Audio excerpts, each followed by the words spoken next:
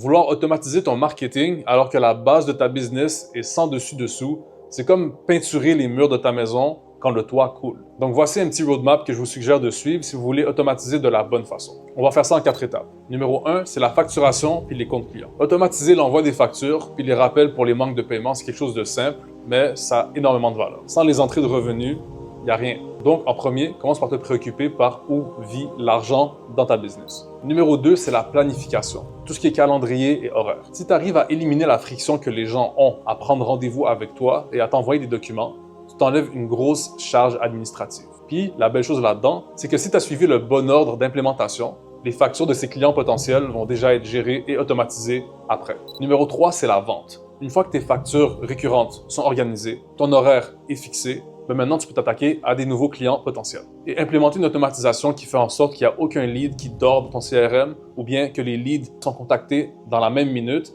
c'est extrêmement valuable. Donc, dès que la personne clique « Soumettre » sur le formulaire, elle peut se faire contacter directement par un agent IA ou bien par une automatisation beaucoup plus simple. Et numéro 4, finalement, c'est le marketing.